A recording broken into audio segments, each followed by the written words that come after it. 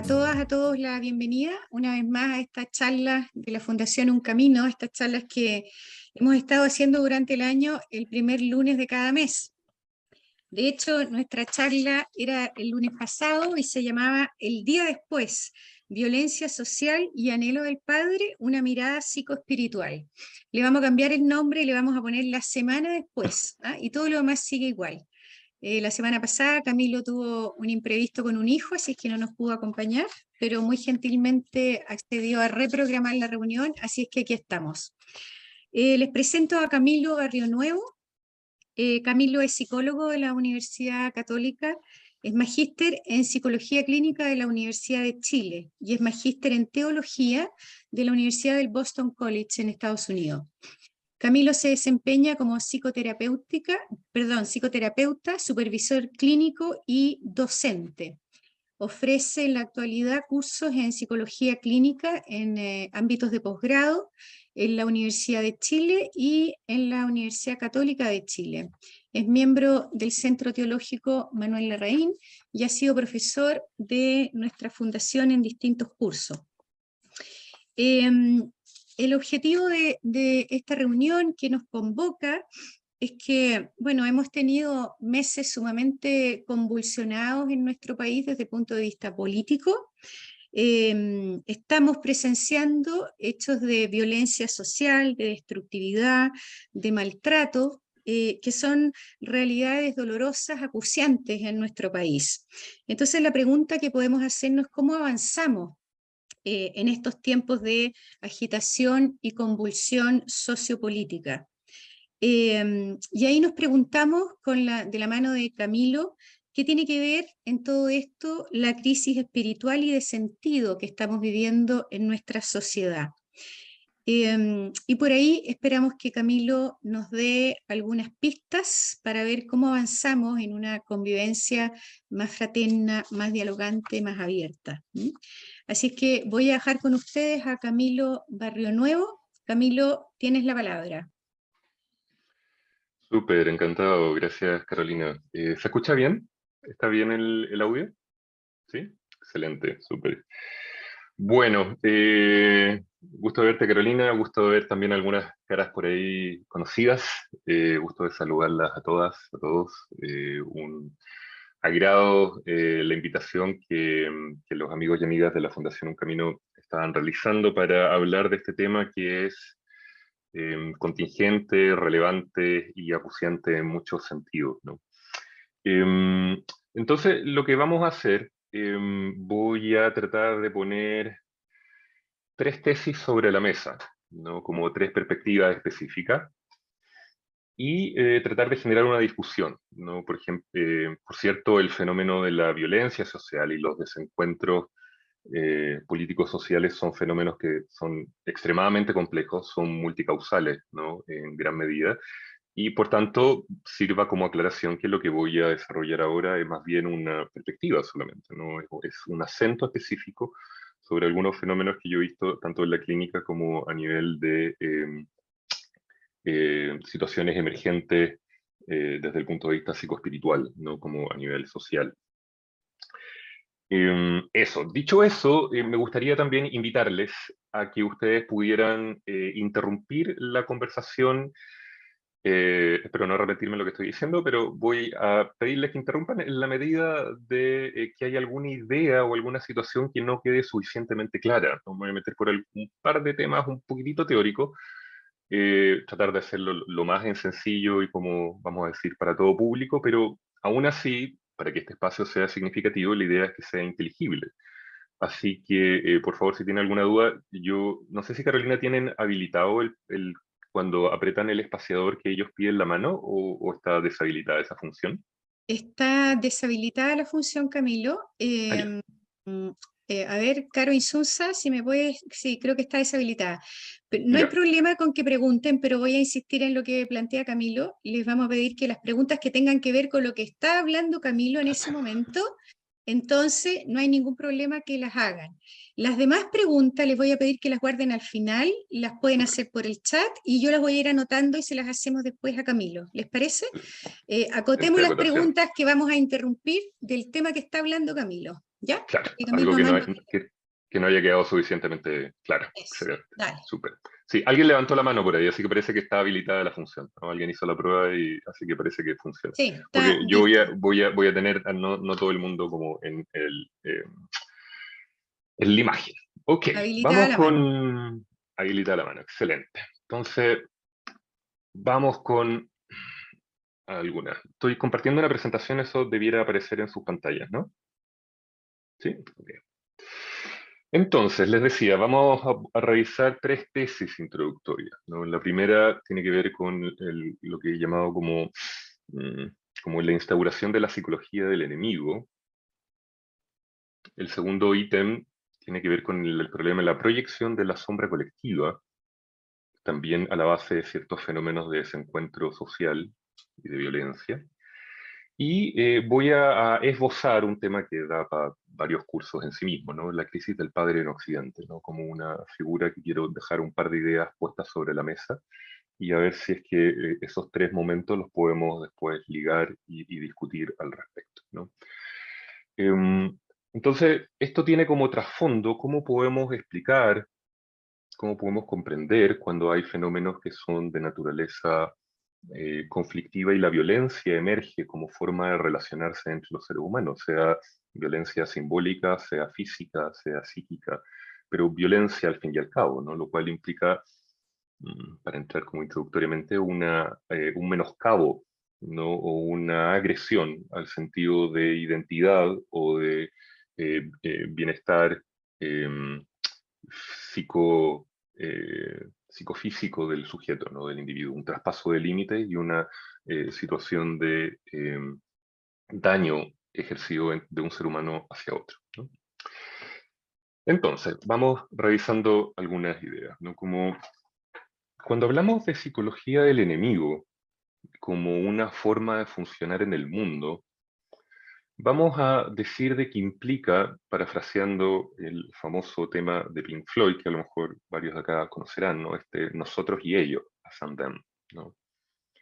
Em, Implica la partición del mundo entre un grupo determinado en los cuales compartimos cierta identidad y la presencia del otro que está fuera de esos límites, como alguien extraño, amenazante, que de alguna forma, y esto va a ser lo esencial, va a perder su sentido de dignidad y de ser humano. Yo dejo de relacionarme con un otro, dejo de relacionarme con otro ser humano que es poseedor de ciertos valores, cierta historia, cierto proceso de cierta subjetividad interna, para relacionarme como en el otro amenaza, con el otro distinto, con el otro con que no hay puentes de comunicación. Y no solo eso, sino de que psíquicamente lo que va a estar presente es que la intersubjetividad se rompe. ¿Qué quiere decir eso un poco más en chileno? Que la persona que tengo enfrente sufre un proceso de deshumanización. Entonces ya no me estoy enfrentando a otra persona con la cual puedo compartir algunas ideas, sino volviendo al contexto que partió haciendo alusión Carolina, estoy hablando simplemente con el fascista que está por el rechazo o el comunista que está por el apruebo, para poder decirlo como es sencillo, ¿no? La complejidad del otro ser humano queda reducida a una mera caricatura y a un concepto englobante que pierde la dimensión del vínculo, ¿no? De nuevo, es un otro que piensa distinto. Es como medio como psicología de los equipos de fútbol, ¿no? En el sentido más primitivo y quizá destructivo de ello. Estamos los que son de nuestra tribu y ustedes que son los otros de la otra tribu, ¿no?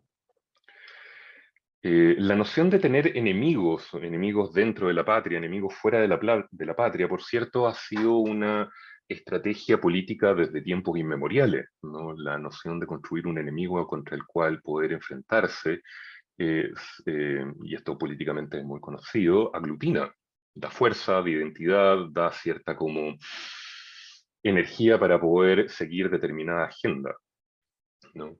solamente que el costo de esto es altísimo, en el sentido de que se quiebra el tejido social y se pierde la posibilidad de construir relaciones significativas al interior de una sociedad, ¿no? Lo central que yo pondría como tesis, y quizás con eso voy cerrando la idea, solo para dejarlo como en lo más genérico, es que la violencia no puede emerger si es que, eh, perdón, lo voy a decir de otra forma, la violencia solo puede emerger en la medida que el otro ya no es tratado como un otro, sino como un objeto. Psíquicamente, el otro pierde su alma o pierde su sentido de humanidad.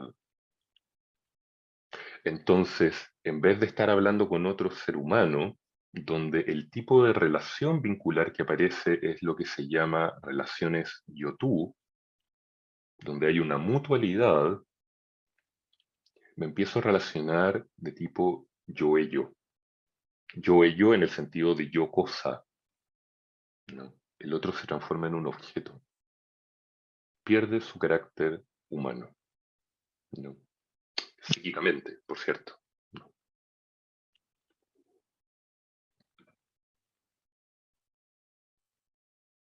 Déjeme decirlo de otra forma, quizás como para ver si se hace más transparente. Solamente puedo violentar a otro ser humano si es que este proceso emerge. La posibilidad del conocimiento y de mantener un vínculo considerando la subjetividad del otro es una operación psíquica que posibilita más bien que el eros aparezca entre los seres humanos. Dicho o puesto de otra manera, ¿no? El conocer y el amar están intrínsecamente ligados, ¿no? Como parafraseando a Leonardo da Vinci, ¿no? Como solo amamos aquello que conocemos y amamos profundamente aquello que conocemos profundamente, ¿no? Cuando hay un conocimiento mutuo, cuando entro y me abro a la experiencia subjetiva de otro, el eros es el que puede aparecer.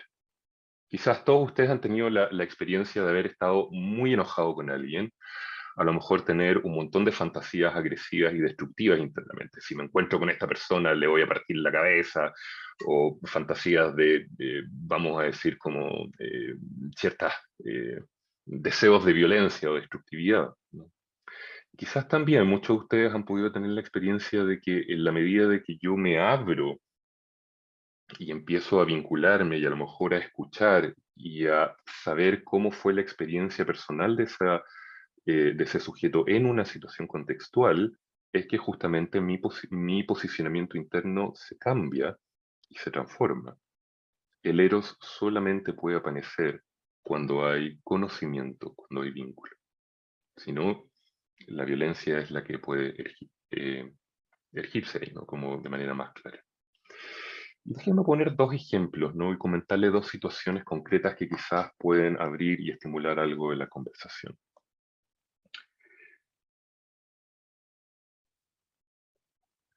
La primera de ellas tiene que ver con una performance. Esto es una puesta en escena, un acto artístico que realizó una conocida artista internacional llamada Marina Abramovic, perdón. Y Marina Abramovic, en la década del 70, en Italia, creó una performance a la cual nombró Ritmo Cero, que probablemente varios de los acá presentes habrán oído acerca de ella. Y la performance era bien sencilla, no en términos de instrucciones. Había una mesa con 72 objetos, desde plumas, perfumes, bebidas, cuchillos, pistolas, látigos, rosas, en fin, una amplia variedad de objetos de todo tipo. Y ella invita a un montón de personas a la performance y al comenzar dice: yo soy un objeto, pueden aplicar sobre mí lo que ustedes quieran, pueden hacer sobre mí lo que ustedes quieran. Nada más. Esa era la consigna. Entonces, la gente fue y empieza. Era una obra que duraba 6 horas, ¿no? Eran 6 horas en que Marina se iba a comportar como si fuera un objeto, una cosa, ¿no? No se iba a mover, no iba a responder, estaba simplemente inmóvil, parado frente a ella. ¿Qué podría salir mal, no estando rodeada de seres humanos que está en un contexto de una, vamos a decir, un país del primer mundo como es Italia, en un contexto, vamos, culturalmente sofisticado? Era una obra de arte, no fue hacer esta performance a una cárcel de algún país del tercer mundo, ¿no? Estamos hablando de nuevo de probablemente gente que tenía un nivel educativo y formativo de élite, ¿no? Eh, es importante tener eso como contexto detrás. Y bueno, empieza a transcurrir la obra y las primeras 3 horas no van tan mal, ¿no? La gente va, le echa el perfume, algunos le empiezan a hacer cariño con la pluma, otros les dan de beber, la toman, como que más o menos el público se comporta agarrando estos objetos y experimentando con ella como con estos otros objetos, como si fuera otro objeto. Pero luego de las 3 primeras horas iniciales empieza a pasar un fenómeno grupal colectivo bien distinto en cuanto a tono. Y la cosa se empieza a poner un poco más compleja. Le empiezan a cortar algunas partes de la ropa, empiezan a ponerlas en situaciones de amenaza.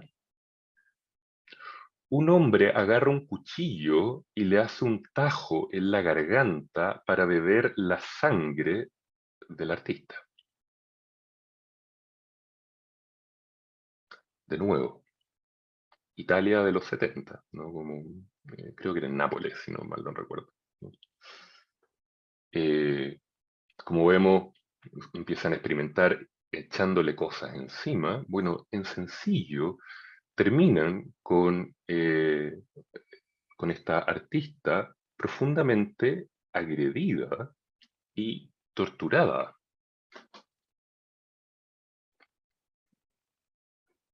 Le escriben cosas encima, la desnudan, abren sus piernas y clavan un cuchillo entre medio de ellas.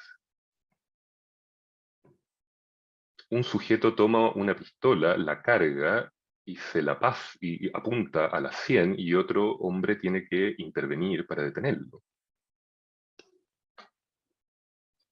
Y uno se pregunta en 6 horas cómo un grupo de ciudadanos civilizados, vamos a ponerle entre comillas quizás, ¿no?, occidentales, llegan a este tipo de conducta. ¿Qué es lo que pasa? ¿No? Como fenómeno grupal también, ¿no?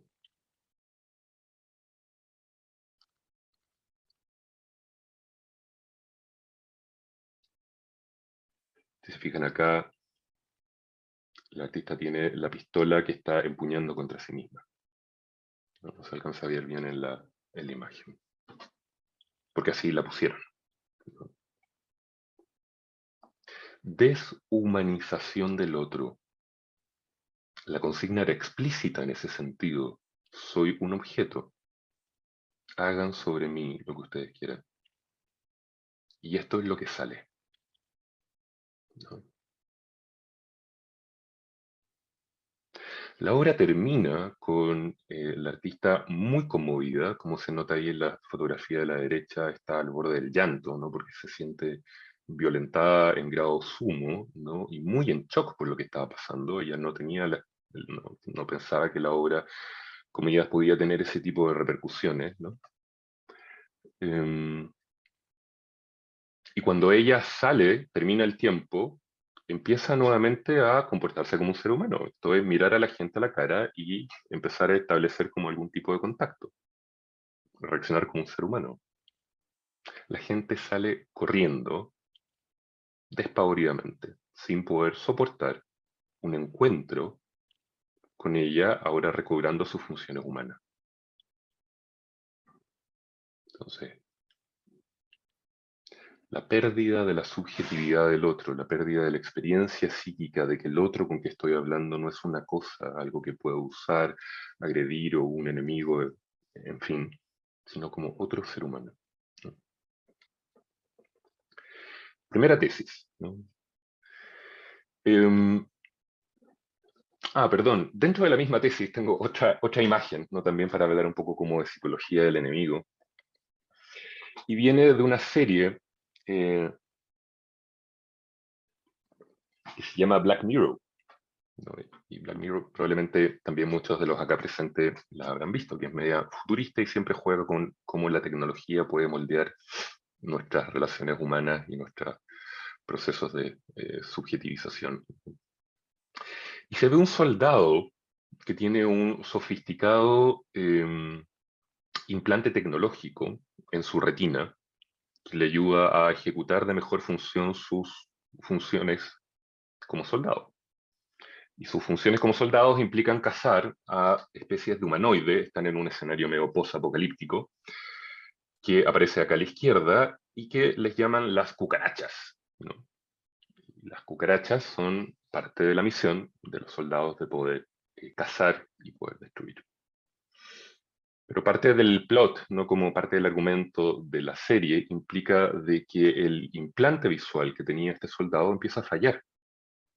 Y falla por completo, y se da cuenta de que el implante que él tenía puesto hacía o causaba la ilusión óptica de que esta persona luciera, ahí perdí el curso, de esta forma, cuando en verdad era simplemente otro ser humano, igual que él, que su aspecto original era este, el de la derecha. Y por cierto, el drama ahí del soldado y parte de lo que pasa en ese capítulo no tiene que ver de cómo es eh, cómo el soldado no puede seguir ejerciendo violencia, cómo no puede seguir matando al enemigo, justamente porque el proceso de deshumanización que es requerido para eso se cae, ¿no? Vamos a decir, este es un proceso que en mayor o menor grado todo soldado debe enfrentarse de alguna forma, pues es sumamente desafiante poder asesinar o enfrentar a otro grupo de seres humanos si es que yo tengo la experiencia de que estoy enfrentando a prójimos, ¿no? Siempre cierto proceso como de instrumentalización está mediado en las guerras y en los conflictos bélicos, ¿no? Ciertamente. Ok, como segundo ejemplo. Entonces, la segunda tesis de lo que quería comentarles hoy día tiene que ver con el concepto que viene de la psicología analítica junguiana, que es el concepto de la sombra. Y para decirlo en sencillo, la sombra personal implica aquella parte de uno mismo, sentimientos, conducta, formas de ser, que en verdad me gustaría que no existieran. O dicho de otra manera, todas aquellas cosas problemáticas que habitan en mí, que ojalá no vivieran en mí. De alguna forma, el problema de la sombra remite al lado oscuro del individuo. Todos tenemos aspectos que en nuestras cotidianidades, en nuestra experiencia de vida, se nos ha enseñado a temer, a rechazar, a negar de alguna manera, ¿no? Como una cosa parte del proceso de socialización temprana. Por ejemplo, en nuestra cultura, hasta hace no muchos años, hoy día cada vez menos por suerte, a los varones se nos enseñaba de que expresar sentimientos, de que emocionarse, de que decir afectos, por ejemplo, era algo que no era masculino, ¿no? Sino que era algo de las mujeres o de personas que tenían una orientación homosexual o en fin, ¿no? Como, pero ser hombre implicaba ser como la imagen del macho latinoamericano, ¿no? Como el macho duro, fuerte, como más tosco, que no expresa sus sentimientos, ¿no? En ese sentido, para parte importante de los hombres en nuestra cultura, en la sombra está justamente la vulnerabilidad, la experiencia de la expresión emocional, la pena, ¿no? El dolor, en fin, ¿no? De la misma manera, en nuestra cultura, a las mujeres, hasta hace no muchos años atrás, se les enseñaba que enojarse o expresar enojo no era de señoritas, ¿no? Y que por lo tanto cualquier expresión de enojo es algo que debe ser no realizado, temido o evitado a toda costa, ¿no? Por lo tanto, en la sombra, a nivel cultural, de muchas mujeres en nuestro ambiente, estaba justamente la rabia, la indignación, ¿no? La experiencia de la ira, por ejemplo. Entonces, la sombra tiene que ver con el lado oscuro del psiquismo humano, que como espero esté quedando claro, no necesariamente tiene que ver con características, vamos a decir, objetivamente oscuras, uno podría decir, sino más bien con cosas que uno se le ha enseñado desde pequeño de que no son adecuadas para uno como persona. Muchas veces nuestra pereza, nuestra ira, nuestros pecados cotidianos no son parte de la sombra y de los aspectos que a veces nos cuesta aceptar, ver, reconocer en nosotros mismos, ¿no? La historia de Dr. Jekyll y Mr. Hyde, que es la caricatura que está acá como acompañando la lámina, apunta a eso, ¿no? Como justamente el civilizado victoriano Dr.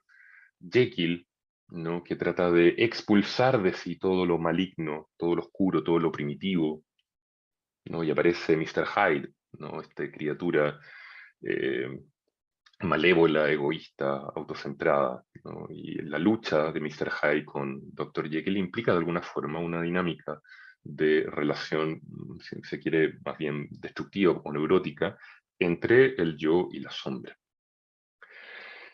Ahora, a todos nos cuesta más o menos como decir cuál es nuestro lado oscuro, cuáles son las cosas que no nos gustan de nosotros mismos, ¿no?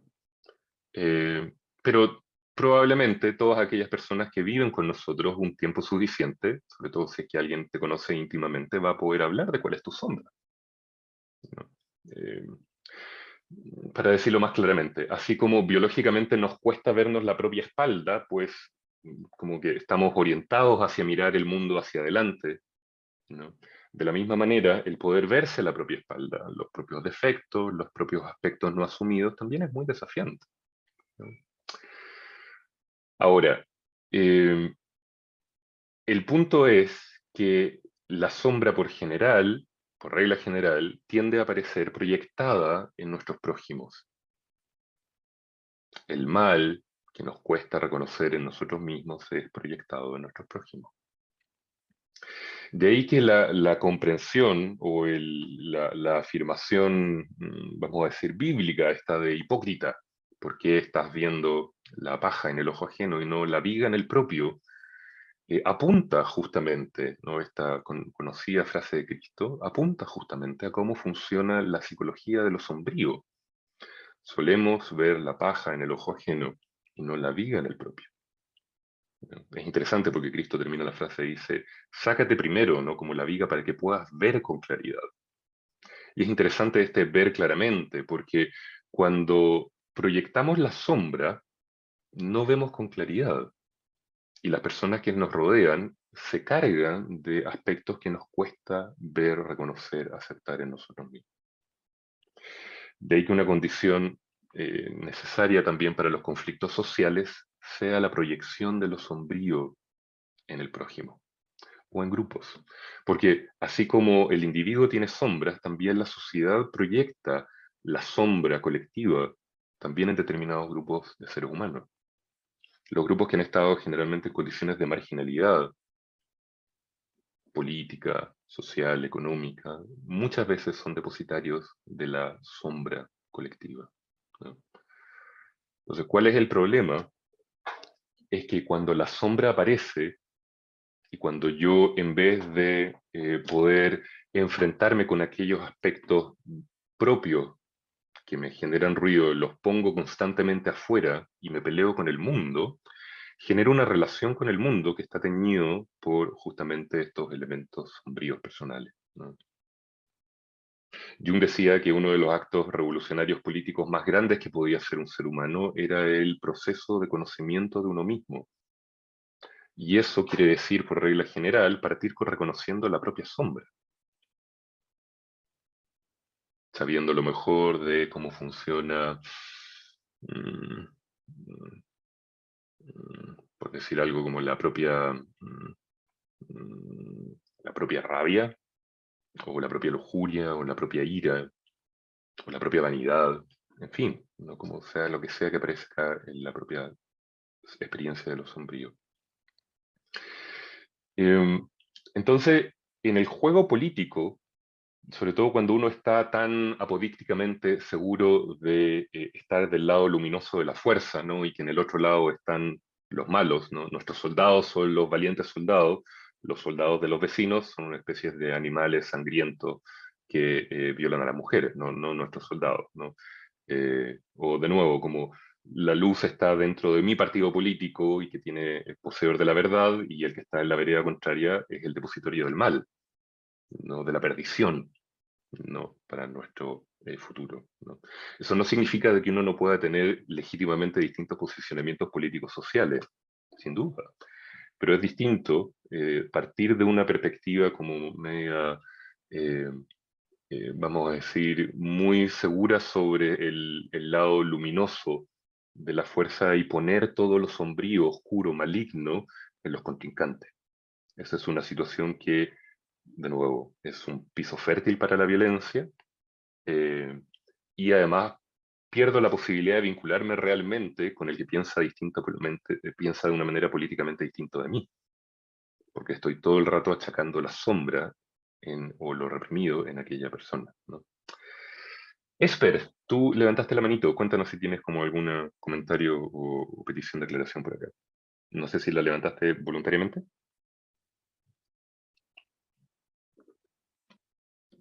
Te apretaste sin querer el espaciador y estás con la mano levantada sin querer. Esper Olate.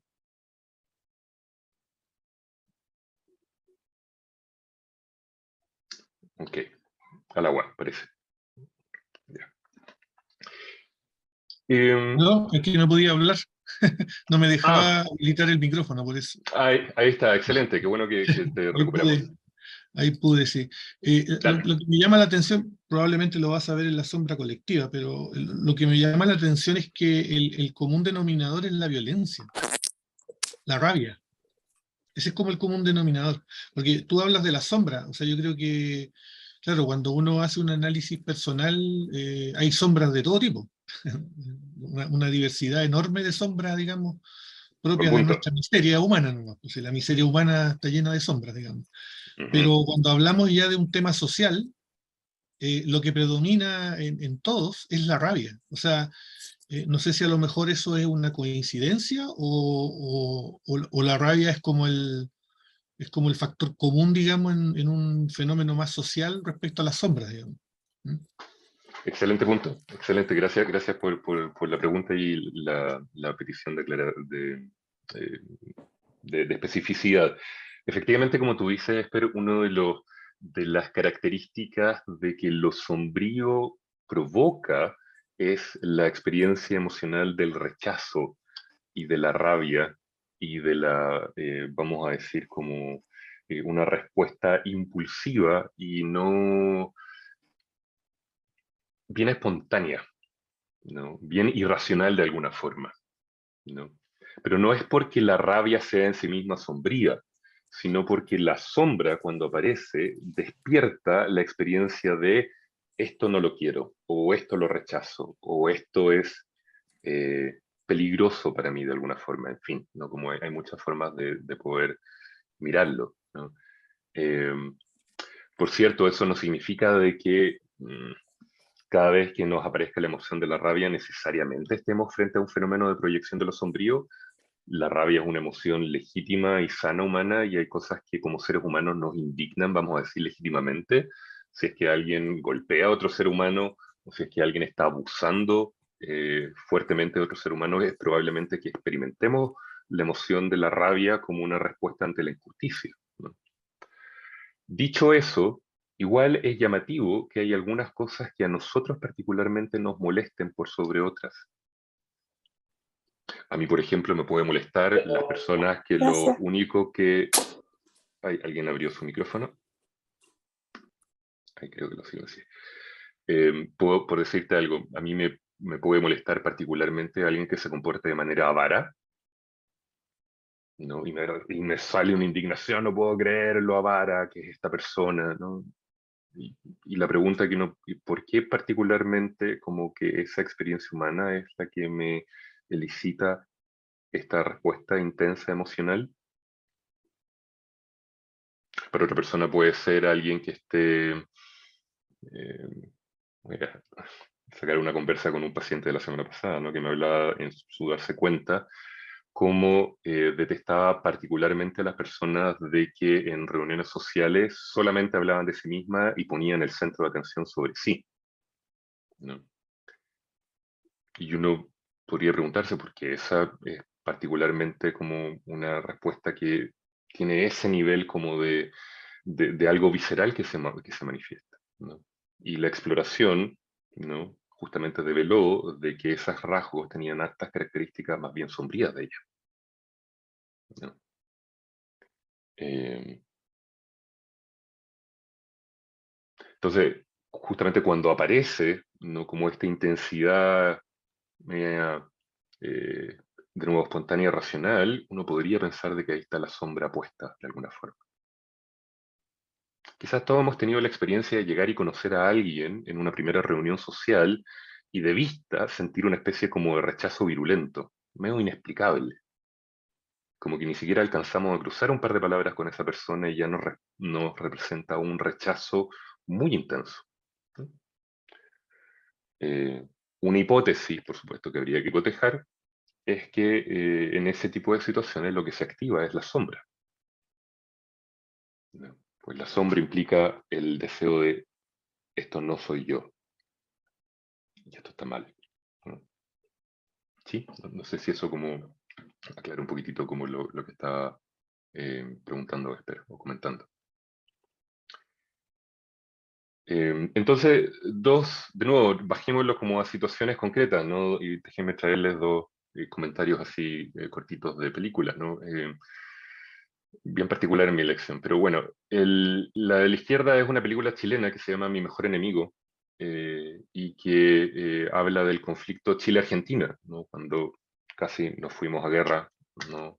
Por el conflicto sobre las islas en el sur, ¿no? En el 78. Y lo interesante de la película Mi mejor enemigo, sin querer hacerle spoiler a los que no lo hayan visto, ¿no? Es una interesante película de ver. Es que narra justamente cómo hay un ánimo en estos soldados con criptos que van a luchar contra los argentinos en la Patagonia, bien como de poner la sombra, ¿no? En los argentinos que tenían que ir a enfrentar justamente, ¿no? Eh, y el drama es cuando dos patrullas en medio de la Patagonia, perdidas, se encuentran a unos pocos metros, ¿no? Y todavía ni siquiera hay guerra, no hay conflicto, no hay nada, ¿no? Y cómo van conociéndose, socializando, compartiendo. Y es particular, y voy a hacer un pequeño spoiler solamente. Hay uno que era el que tenía como más, estaba más comprometido como con el tema de ser soldado y tener que efectivamente ir a matar argentinos, que estaba furioso por haber tenido espacios de encuentro, de compartir un partido de fútbol o un asado con los enemigos, y después les decía, ¿cómo tú estás permitiendo esto? ¿Cómo le vas a disparar después?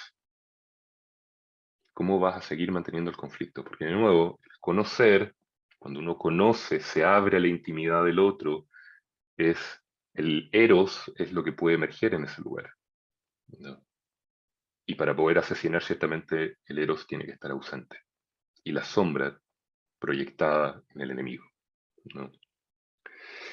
Y otro ejemplo, como para ver este mecanismo, eh, como les contaba, ese fue el motivo por el cual no pude venir la semana pasada. Yo soy padre de dos hijos, una hija y un hijo, y me veo todas las películas de Disney, ¿no? Entonces, me perdonan los que estén menos actualizados con las películas de Disney, pero una película particularmente interesante que salió hace poquito, creo que el año pasado, es Luca, donde era una especie de ser, unos anfibios que vivían en Italia, y que narra justamente cómo los habitantes del agua se quieren involucrar con habitantes de la Tierra y justamente aparece este juego de proyecciones sombrías, de miedo cruzado y de que este otro demoníaco, medio monstruoso, es realmente alguien que merece ser asesinado por ser distinto y justamente por ser portador de todo lo malo que existe en el mundo, ¿no? Cuando dicho fenómeno ocurre, estamos en presencia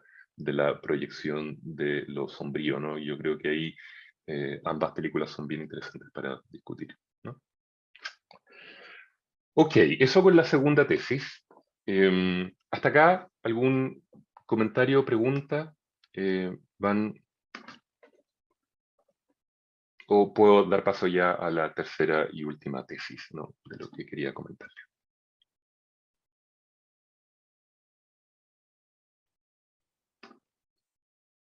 Ya, vamos con la tercera tesis. Acá nos vamos a pasar más plenamente al territorio más Red Light Cal, levantó la mano.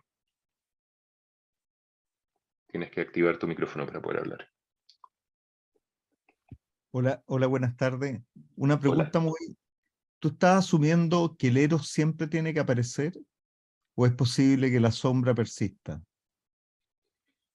El Eros, voy a O- decir, aparece en determinados contextos como experiencia vincular humana, pero sobre todo cuando la proyección de lo sombrío está muy presente, el territorio más bien es para que emerja la violencia y no esté presente el amor, justamente, ¿no? Como,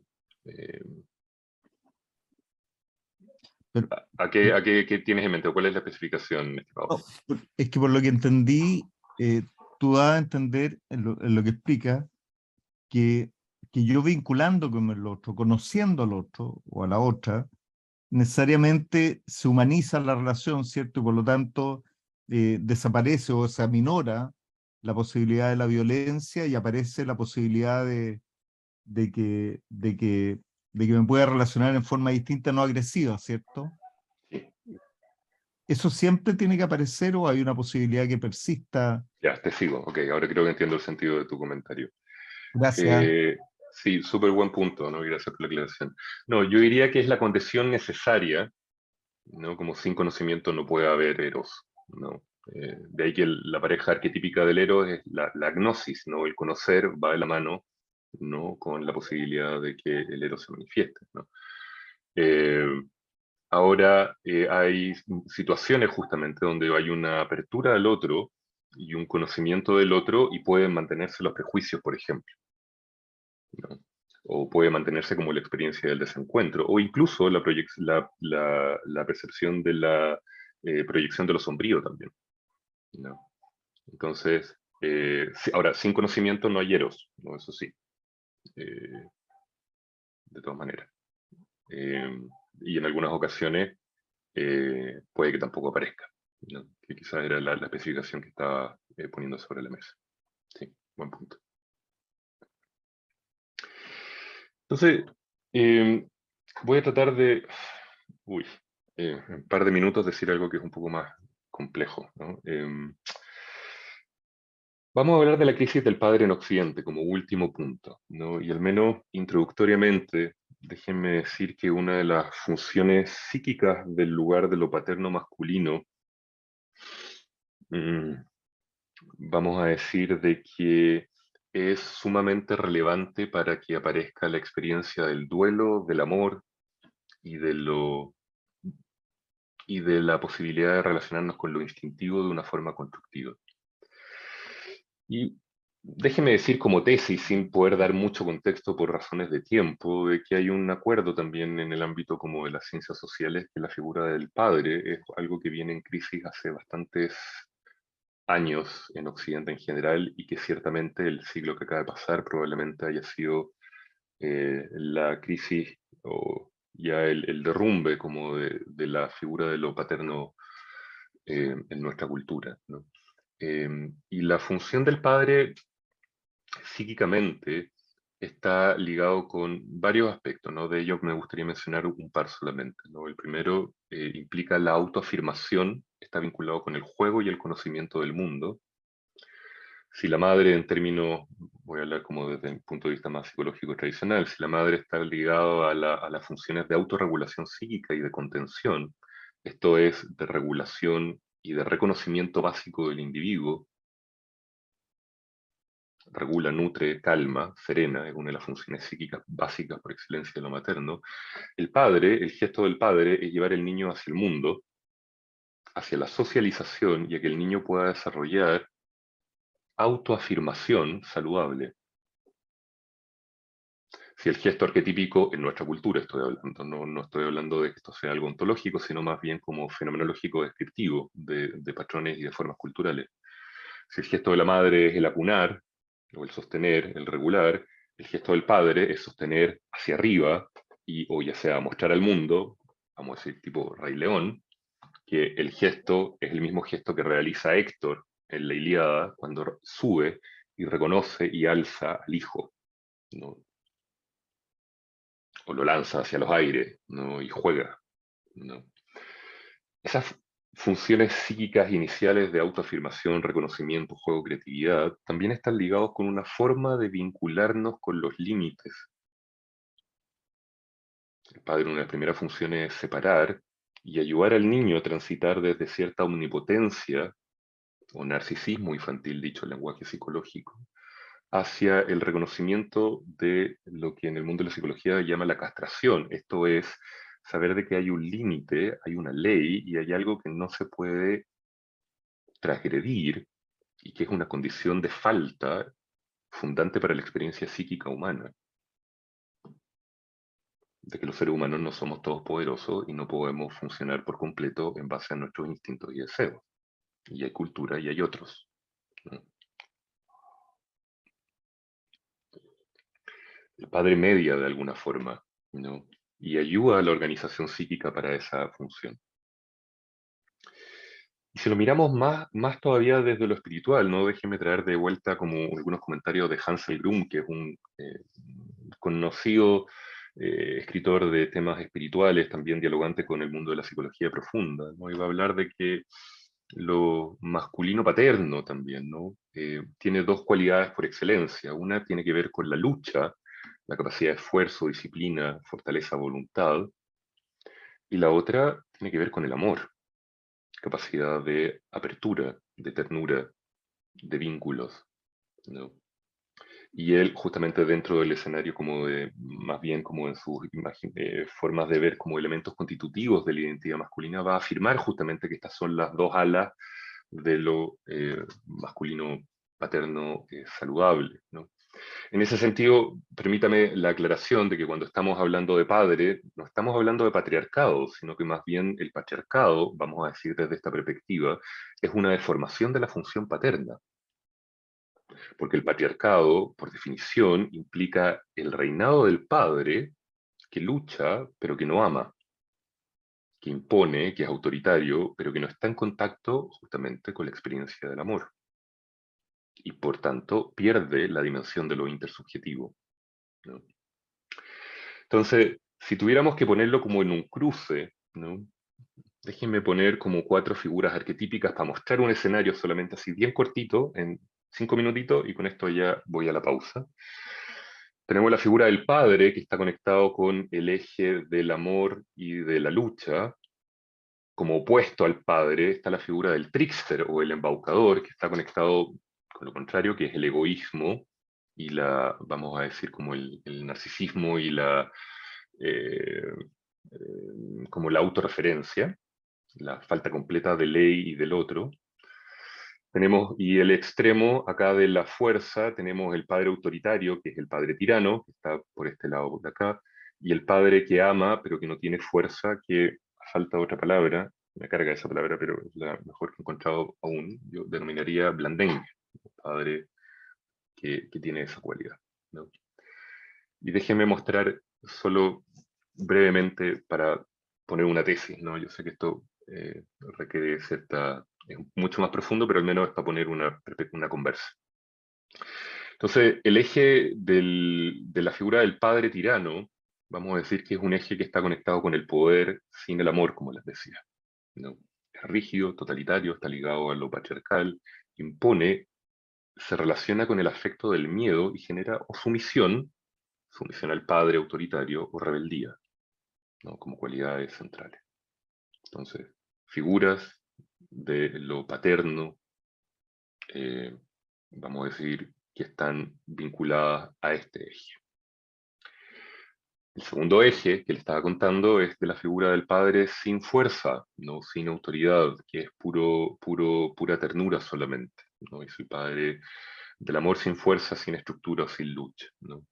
Implica cierta laxitud, ausencia de límites, aceptación sin discernimiento, vamos a decir, y genera confusión y regresión a la horda y a lo instintivo. Y acá, sobre todo los mayores quizás podrán recordar la obra de Pinocho, ¿no? Donde Geppetto es como un símbolo bien arquetípico de este padre sin fuerza, un padre anciano, frágil, que, vamos a decir, no puede ser imitado ni seguido por su hijo Pinocho, que se conecta con,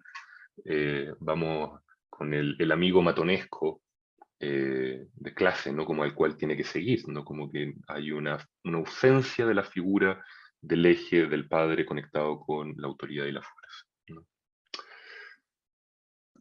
El embaucador, ¿no? Que es una figura tristemente conocida y popular en nuestros días, es el pillo, ¿no? El pillo latinoamericano, el eje egoísmo instintivo, ¿no? El que se sale por la suya, el que se escapa y que hace argucias legales para no pagar la mantención de los hijos, y que se puede querer postular a presidente también, entre otras cosas, ¿no? Por ejemplo.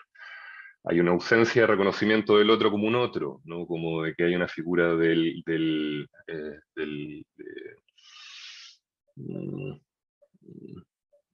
una falta de reconocimiento de la ley, de los límites, hay una instrumentalización del otro y hay una actitud como, vamos a decir, winner, para decirlo como coloquialmente, respecto del mundo de los hijos, y genera caos y desorganización, ¿no? Como es el embaucador, eh, que es de nuevo como una antípoda de la figura de lo paterno. Y por último, tenemos como el eje del padre, que dentro de las figuras, cuando aparecen más integrados, implica el eje del amor, con la fuerza y la capacidad de lucha, ¿no? Capacidad de contención compasiva, mediador de la verdad, ¿no? El padre hace una función de puente, ¿no? De abrir a la vida espiritual también. Tiene que ver con los límites, con dar estructura, con respeto a la individualidad por otro y, por cierto, de abrirse hacia el otro desde la humildad y la templanza también, no desde el imponer, que es completamente distinto de la figura arquetípica del tirano. Y la tesis, no parte de lo que voy a poner sobre la mesa, es que esta figura de lo paterno, la ausencia del lugar del padre en nuestra cultura, en lo psíquico, pero también en lo espiritual, en lo colectivo, en lo comunitario, es parte también de lo que hace de que, sobre todo en fenómenos sociales, hay una regresión hacia lo instintivo animal, ¿no? Cuando hay un derrumbe del padre, ¿no? Yo diría que probablemente el siglo XX ha sido como de los siglos donde más, como en el suelo está esta figura, ¿no? La muerte de Dios en filosofía y en la, vamos a decir, como en el pensamiento existencial filosófico occidental, es otro síntoma más de esto, ¿no? Como, eh, entonces, si es que cae la ley, si es que cae la figura del padre, hay una regresión de lo masculino hacia valores prepaternos, y lo masculino tiene esta regresión hacia lo macho instintivo animal, ¿no? Que es profundamente problemática. ¿En qué sentido se puede apreciar? Algunas par de pinzas, ¿no? La sociedad brutalmente competitiva y como de machos que compiten por ser el primero, que es una conducta más bien del reino animal, ¿no? Como, por ejemplo, entre nuestros primos, eh, mm, como de orangutanes y monos superiores, ¿no? La forma de conducta antes de la emergencia de lo paterno son machos que compiten por quién es el más fuerte, el más dominante, para poder tener el acceso a la hembra, en el caso del reino animal, y el control del grupo, ¿no? Sociedad de éxito y competencia desaforada, ¿no? Sin ningún tipo de escrúpulos ni conductas éticas. Espacios de violencia centaúrica, ¿no? Esto quiere decir de la manada de machos, ¿no? Y esto es súper interesante como fenómeno, como colectivo grupal, ¿no? Ustedes saben las tristemente historias de hombres que se organizan, ¿no? Y que actúan como hordas, efectivamente, para poder ejercer violaciones o crímenes de distinto tipo, ¿no? La ausencia del padre lo que genera psicoespiritualmente, de hecho, es una regresión, un estado de violencia, de competencia y de conexión con lo instintivo animal, ¿no? Al no estar la función mediadora de lo paterno, es parte de los efectos que ello tiene. Ciertamente en nuestra cultura una de las cosas que está en crisis por todas partes, ¿no? La crisis institucional, cualquier cosa que sume que haya límites o que haya una autoridad, está profunda y intrínsecamente cuestionada. En parte porque venimos de una cultura patriarcal, donde ciertamente la autoridad y el límite se usó de una manera, por decirlo bajo, problemática, pero en parte por cómo esta figura ha estado fuertemente cuestionada y en conflicto hoy en día, ¿no? Y otra de las cosas que genera también la pérdida de lo paterno tiene que ver con la vinculación con el mundo de lo trascendente, ¿no? Una de las funciones psicoespirituales por excelencia de lo paterno es la apertura hacia lo espiritual, ¿no? La vinculación con los valores, con la ética, con la posibilidad de integrar como la propia subjetividad hacia, vamos a decir, como un funcionamiento más integrado, ¿no? Y saludable, ¿no? Entonces, si lo vemos por traer un par de ejemplos, ¿no? Como estos síntomas, ¿no?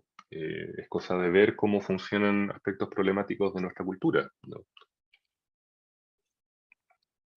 Si uno ve el comportamiento de esto en las clases, vamos a decir, más acomodadas o en las clases con menos recursos, el fenómeno es bastante similar, ¿no?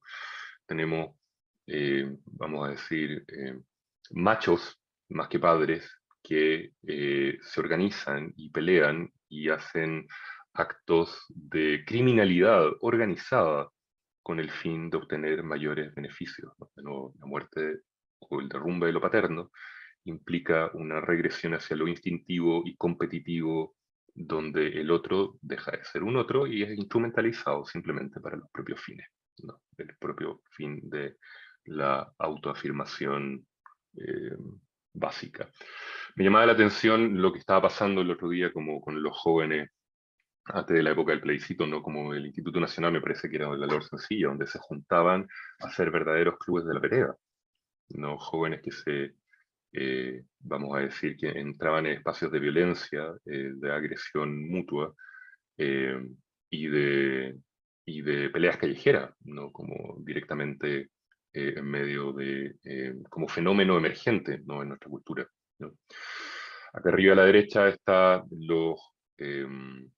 vamos a decir, el tristemente conocido el caso de La Manada, ¿no? Este grupo de españoles que, de nuevo, actúan como de manera criminal, organizada, y generan violaciones y abusos sexuales hacia mujeres en contexto, vamos a decir, de un funcionamiento bien primitivo en el sentido más profundo del término, ¿no? Y ciertamente parte del problema de que estemos de la crisis de la iglesia, vamos a decir, en el sentido más amplio, es también una crisis de la ausencia de padres, ¿no? Como sacerdotes que no han ejercido el lugar de lo paterno constructivo, sino más bien han actuado su aspecto destructivo a raíz de las situaciones de los casos de abuso sexual, y ciertamente con una dificultad importante hoy en día de poder ejercer parte del rol saludable, paterno, mediador, respecto del desarrollo y la búsqueda de lo espiritual y lo sagrado, ¿no? Entre otras cosas, ¿no? A ver, voy a poner una pausa hasta ahí. Ya, ahí como para poner 2 o 3 ideas, y creo que mejor con eso voy a poner una pausa y vamos a abrir la conversa para que nos queden unos minutitos de discusión. Camilo, hay una pregunta que hace Jorge Pastene. Jorge pregunta, ¿cómo surge o se construye la figura o el arquetipo del padre? Yo diría que es uno de los procesos psíquicos más interesantes como de ver a nivel como cultural, porque yo diría de que, y acá voy a seguir como algunos autores como que hacen psicoantropología también, ¿no? Como es un fenómeno que viene intrínsecamente dado con nuestra cultura humana. No diría que el nacimiento del padre es prácticamente algo que nace con la cultura, pues la figura del padre no aparece como tal al menos en nuestros parientes más cercanos, ¿no? Lo que aparece es un macho que cumple funciones procreativas circunstancialmente y que después no tiene un vínculo específico con un hijo, sino más bien protege a la manada, como en general, ¿no?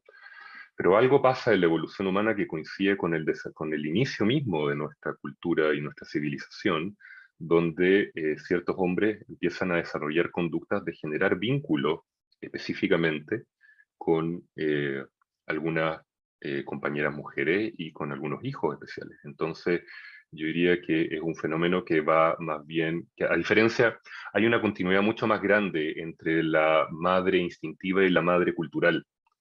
En nuestro caso, en el caso de la construcción del padre, es algo que ciertamente deviene los instintos naturales, como uno los ve en general en el reino animal, son más bien contrarios a los que un hombre tiene que hacer para erigirse como en la figura paterna. Entonces, eso es muy interesante en términos como psicológicos.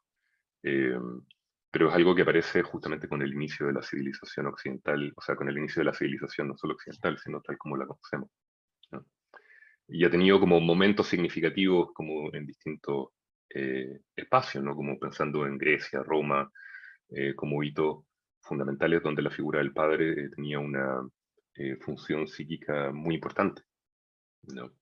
Eh, dentro de un contexto más bien patriarcal, por supuesto. ¿Puedo hacerte una pregunta a propósito de lo que señala, Camilo? Dale, Jorge, por favor. Sí, O coméntalo si quieres también. no, yo pensaba cómo surge precisamente en esa dimensión, en la civilización humana, la figura del padre, cómo se construye. Había cuenta de que en etapas más primitivas, incluso más animales, como tú señalas, no, es lo contrario a lo que es el padre hoy.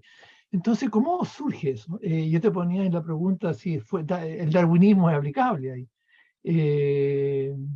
O además, tú lo acabas de decir, lo referiste a la cultura occidental, se construye. Es que en la cultura oriental no hay un padre equivalente al occidental, es distinta, no es propiamente humana, es solamente occidental. Eso. Lo quise poner así porque soy un poco más ignorante respecto a la cultura oriental, entonces no me quise carrilear como respuesta a la cultura occidental en la medida que está más dentro del campo de mis estudios y conocimientos, ¿no? No es algo que yo me haya dedicado mucho como estudiar, así que más bien es por ignorancia que por otro, como de acotar al territorio al cual estaba hablando.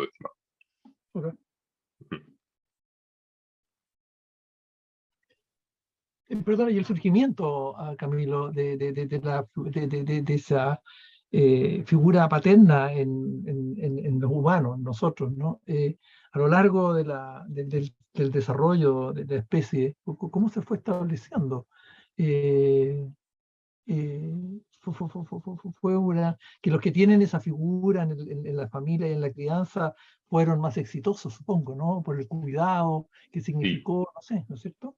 Perdona, sí, querías como poner el mecanismo específico. Sí, hay varias hipótesis, ¿no? Que plantean justamente de que en el momento en que los seres humanos, que tiene que ver con la invención de la monogamia también, ¿no? Como, y el surgimiento de la cultura, cuando los machos dejaron de competir entre sí para poder conseguir aparearse con hembras, ¿no? Estoy pensando como en los primeros seres humanos, ¿no? Una de las hipótesis dice es que lograron dimensionar de que eso era mucho más exitoso para que todos pudieran reproducirse, ¿no? Y de que haya como una suerte como de estabilidad y de pacto de no agresión mutua y de respeto por la mujer del prójimo, y además de que si es que cuidaban a los hijos descendientes, eso podía tener como una posibilidad adaptativa mucho más exitosa que la otra forma de funcionamiento, ¿no? Entonces, sin querer alargarme mucho para allá, efectivamente hay ciertas hipótesis que plantean efectivamente que la emergencia de lo paterno surge, entre otras cosas, como una prueba adaptativa a un contexto cultural que fue bastante exitosa, ¿no? Y fue benéfica como para como para seres humanos, ¿no? Y ahí, de nuevo, se da con el nacimiento de la cultura propiamente tal, ¿no? Gracias. Camilo, vinculado a eso, Francisca Peche pregunta si acaso la madre puede reemplazar al padre. Y te hago el tiro otra pregunta de Ana María Magnesco, que dice, ¿cómo relacionar la sombra con la violencia y la rabia actual? ¿Y hay alguna salida? Si acaso tú ves alguna salida.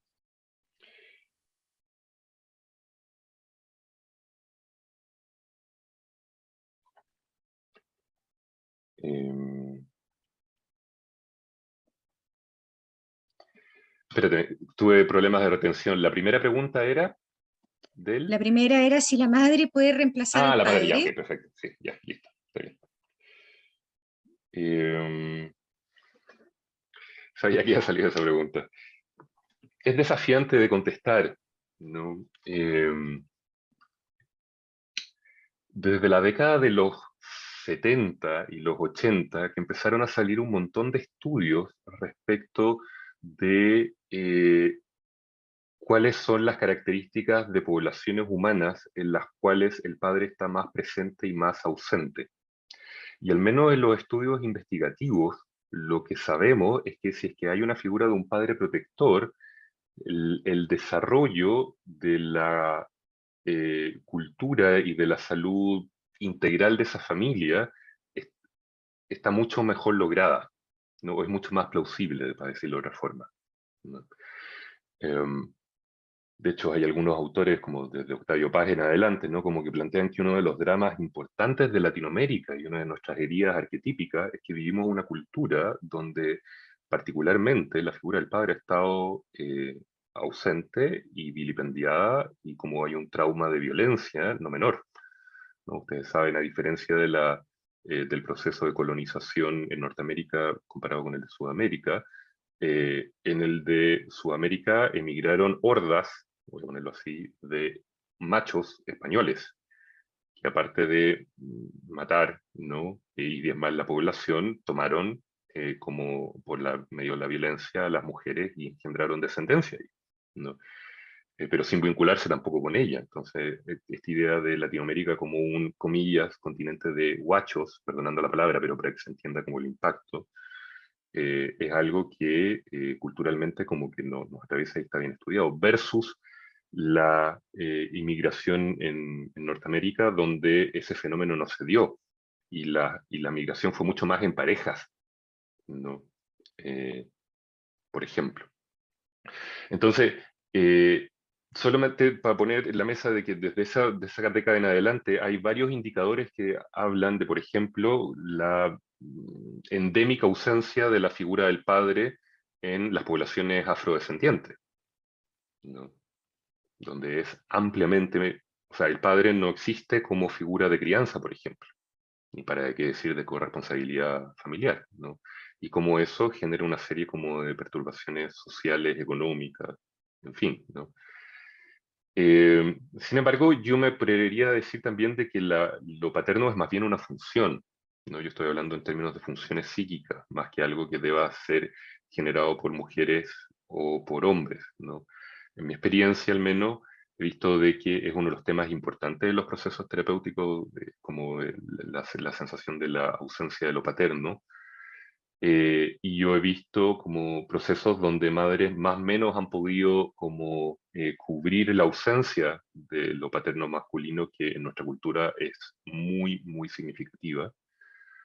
Y que sin embargo, al menos esto viene como de registros más anecdóticos como de la clínica, muchas veces las mujeres, y sobre todo yo diría para la adolescencia, hay ciertos ritos de iniciación masculinos, sobre todo con los hijos varones, yo diría, que a veces son un poco más desafiantes para que las mujeres los puedan realizar, y que es una función que en general los jóvenes requieren justamente de otros hombres, padres, con el cual poder como friccionarse y atravesar esos procesos de iniciación, ¿no? Pero por supuesto esto no es posible de hacer una generalización por completa. Y yo con la segunda pregunta haría una distinción que es importante, estimada, que la rabia no es igual a violencia, porque ahí en cómo estaba formulada la pregunta estaban mezcladas, y creo que es importante distinguirla. La rabia es una emoción sana, deseable, querida, y vamos a decir desde una perspectiva antropológica cristiana, querida y diseñada por Dios, ¿no? Una función, ¿no? La rabia es la emoción que uno siente cuando se transgreden los límites, y cuando uno se enfrenta a la injusticia sobre todo. La rabia implica la posibilidad de decir esto me duele o decir un enérgico no. No implica violencia. La violencia es una mala vinculación con la emoción de la rabia o con otras emociones. Y esto es súper importante porque a veces popularmente se confunde. De la misma forma de que es una brutalidad decir de que las violaciones se causan por un deseo sexual o por un deseo sexual desmedido, ninguna violación tiene la base de que haya un deseo sexual desmedido. Son otros procesos los que emergen. De la misma forma, la violencia no tiene que ver con la rabia como emoción. Cuando yo violento a otra persona, no son otros procesos los que emergen. ¿No? Yo puedo estar en una discusión, por ejemplo, de pareja, con rabia, y a lo mejor con cierta intensidad. La rabia es una emoción caliente que nos pone, ¿no? Como nos prende, pero no por eso voy a agredir a la otra persona, voy a menoscabar su sentido de integridad, voy a insultarla. Cuando yo estoy con rabia y estoy conectado con la emoción de la rabia, es como un basta, o esto me duele, o detente. No implica una agresión, ¿no? Entonces, son aspectos distintos, ¿no? La violencia está más bien presente cuando hay de nuevo, una pérdida de la intersubjetividad o está una proyección de lo sombrío muy acuciante.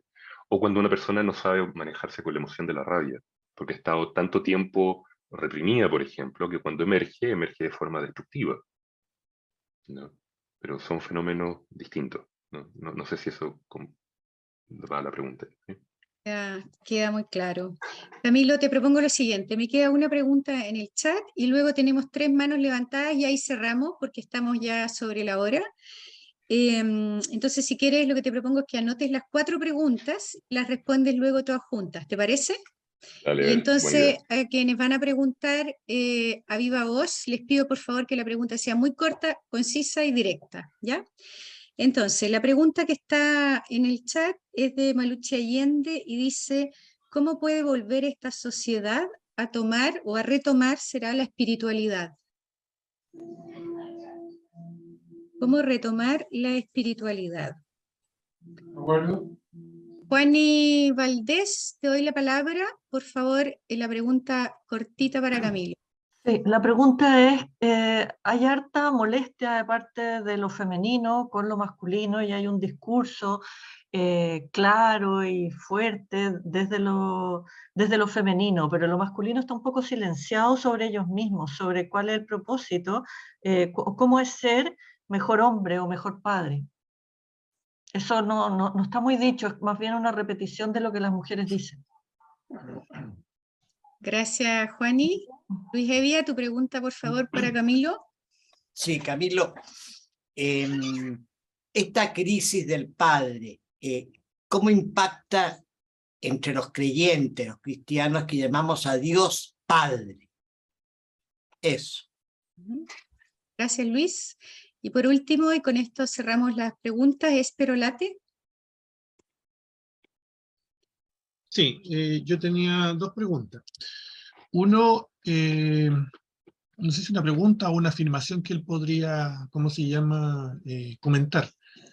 Porque tengo la sensación de que siempre ha habido un concepto de padre, pero el cristianismo es el que pone el concepto de padre que tú describes, digamos, el padre amoroso, el padre que impulsa, etc. Entonces, en definitiva, si estamos en una crisis de fe, estamos en una crisis de padre. Me gustaría que comentaras eso. Y lo otro, ¿por qué tengo la sensación? O sea, no me quedó muy clara esa parte de la violencia y el enojo o la rabia. Yo estoy de acuerdo que la rabia es una emoción que la tenemos todos, pero me da la sensación de que toda esa violencia que uno ve no necesariamente, o sea, está relacionada con la rabia.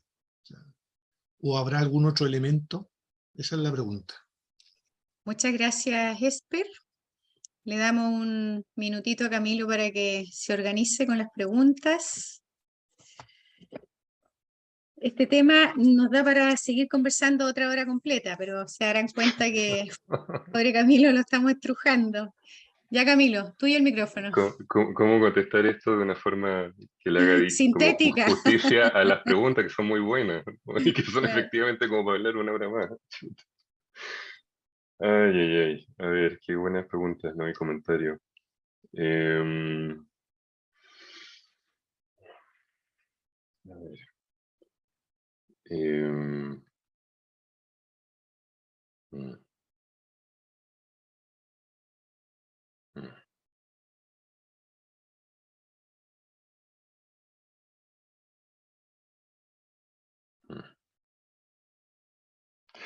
A ver, ya, tratar de como de imponer algunas de las cosas que ustedes estaban preguntando, ¿no? Como, voy a partir con esto que decía una persona por ahí, también había voz, esta molestia de lo femenino hacia lo masculino, y que es lo que dicen ellos, que parecen como repetir solamente lo que aparece como en discursos que vienen más como del lado femenino.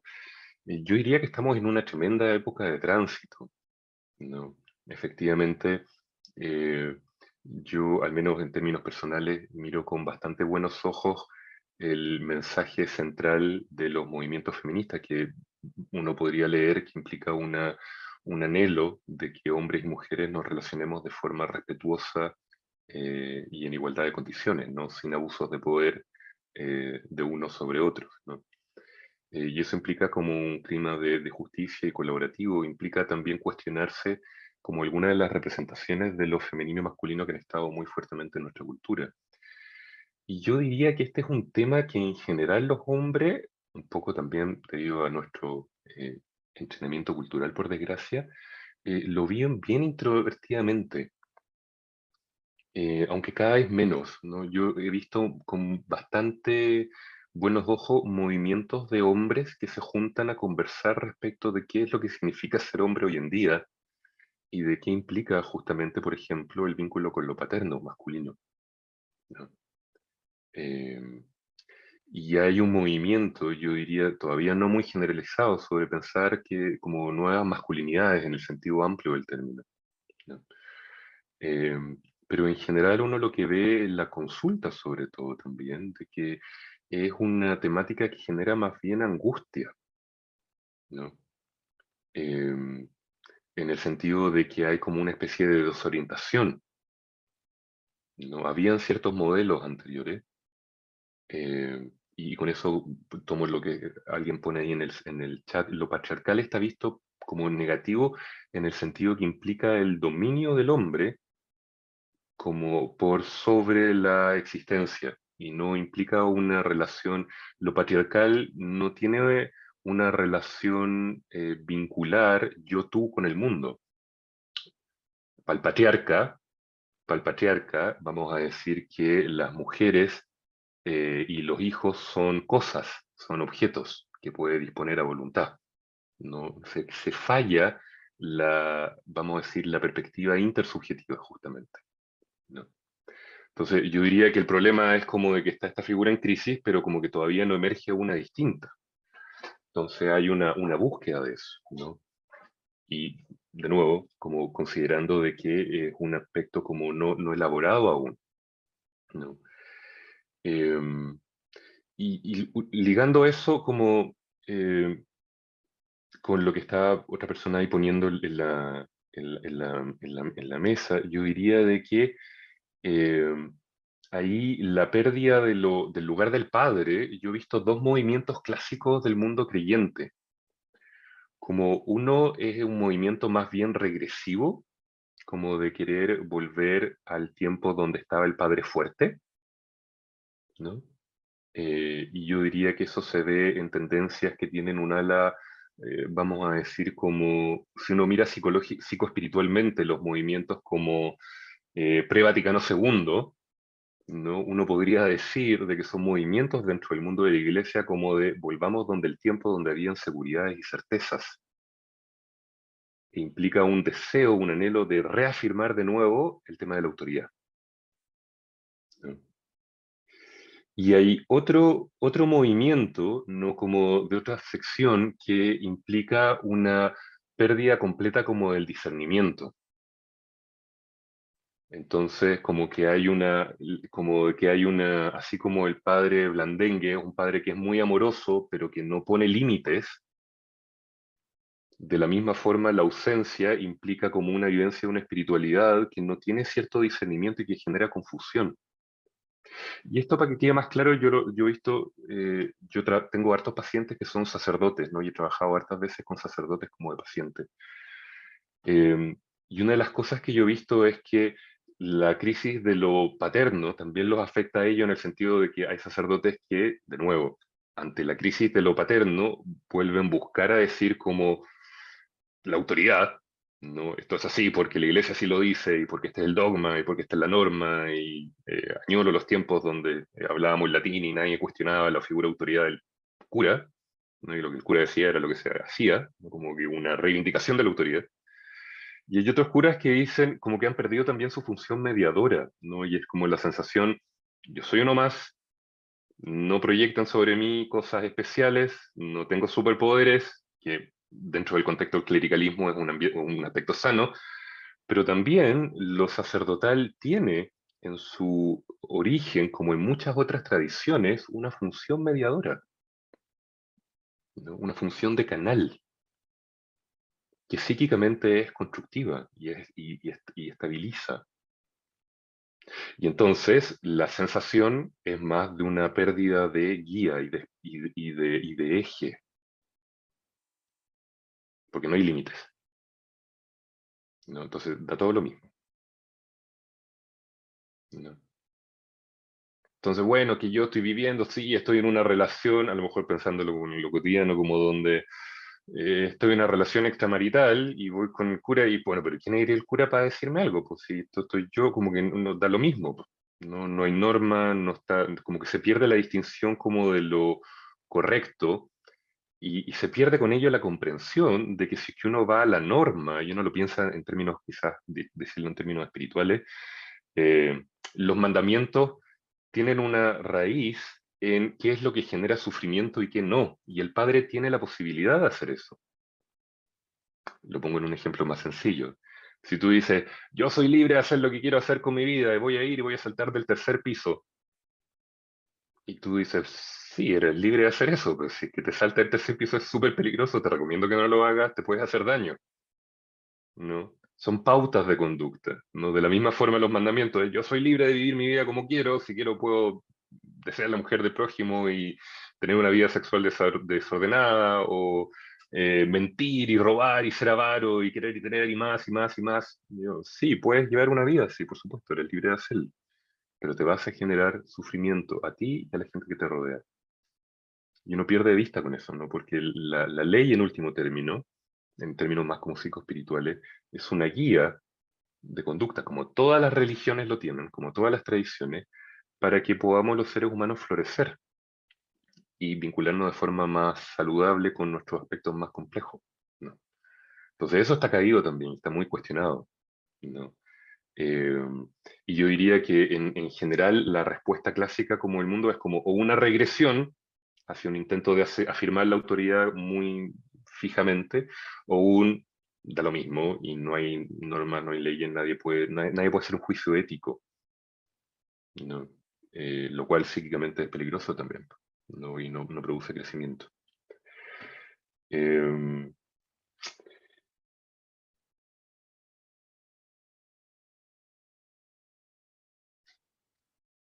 de lo que dijeron, no, cuando alguien está con una conducta de violencia, de nuevo, eh, detrás de una conducta de violencia pueden haber múltiples emociones humanas, ¿no? La violencia es una conducta, la rabia es una emoción, ¿no? Detrás de la violencia puede haber miedo, puede haber dolor, puede haber ansiedad, puede haber ira, pueden haber múltiples emociones humanas. Pues la violencia es la conducta, ¿no? La violencia implica la transgresión y el atentar contra la integridad de otro ser humano, ¿no? La rabia no hace eso, como el deseo sexual no causa las violaciones, la rabia no causa la violencia. El mal gestionamiento de la rabia sí lo hace. El problema es que la rabia es una emoción que tiene mala prensa, ¿no? La rabia y la indignación son emociones que nos pueden ayudar, por ejemplo, a poner límites de una manera intensa, asertiva y a veces compasiva también,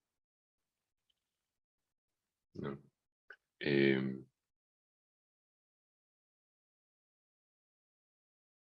La compasión, justamente, y el amor tiene una dimensión que puede ser iracunda. Pero la ira ahí no viene del deseo de destruir o de arrollar, es como de estar protegiendo, sin agredir al otro, ¿no? Sin destruirlo, sin menoscabarlo. Entonces, parte de nuestro problema es que esas cosas no están correctamente diferenciadas, ¿no?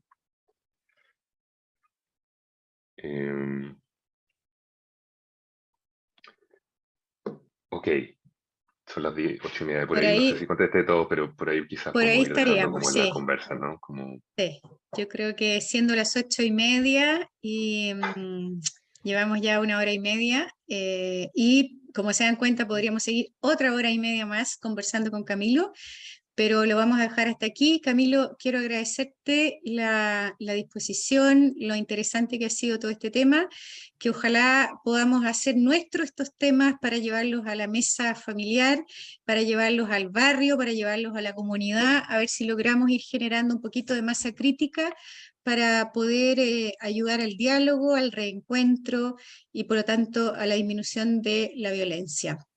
Gracias, Camilo, nuevamente, y nos volveremos a encontrar.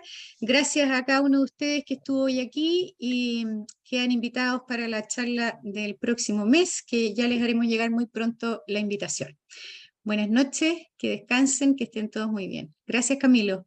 Muchas gracias a todos y a Buenas todas, noches. encantado, que estén Muchas muy bien. gracias.